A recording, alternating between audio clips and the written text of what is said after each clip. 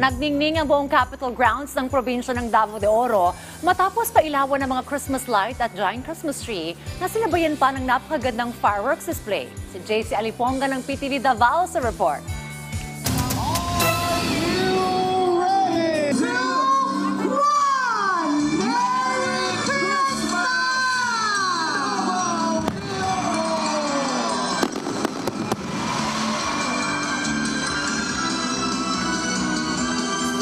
Naging makulay at buhay na buhay ang pagbubukas ng Pasko sa Davao de Oro matapos pailawan ang kanilang giant Christmas tree sa pamamagitan ng kamangha-mangha na fireworks display. Ito ang kauna-unahang Christmas lighting ceremony ng Provincial Government of Davao de Oro ngayong taon sa Capitol Grounds sa Nabunturan.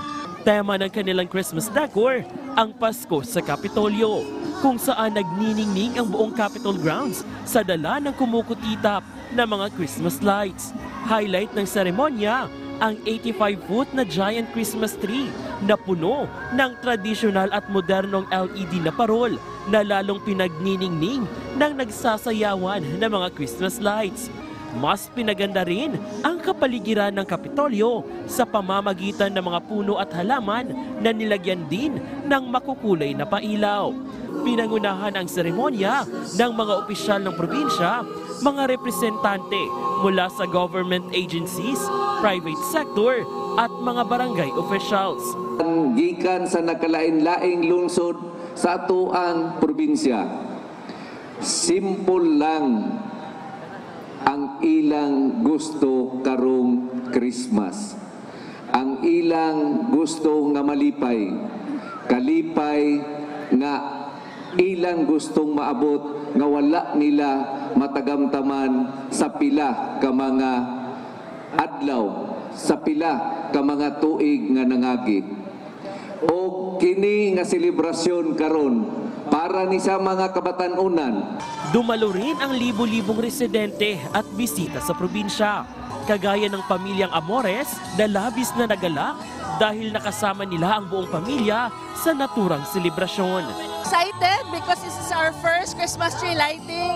We are so happy that we have fireworks display, and this is our very Merry Christmas to all of us.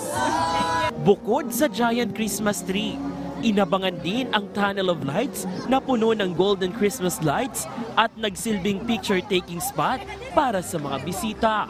Mayroon ding water fountain at playground na kinagigiliwan ng mga young at hearts. Labis din na ikinatuwa ito ng magkaibigan na sila Joyce at Norgeline na nagliwaliw sa nasabing programa.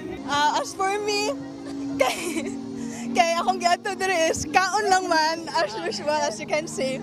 I'm very enjoy and na-appreciate na mo ang fireworks. Like taga Trinto, pwede mo mato diri visit mo sa hall. Dagan siya mga enjoy siya, then dagan siya mga food. Daghaganap. Yes. At para sa mga nagugutom habang naglalakad-lakad, may food fest din sa lugar na nagbebenta ng street food, rice meals at iba pang inumin habang tumutugtog ang banda. JC Aliponga para sa Pangbansang TV sa Bagong Pilipinas.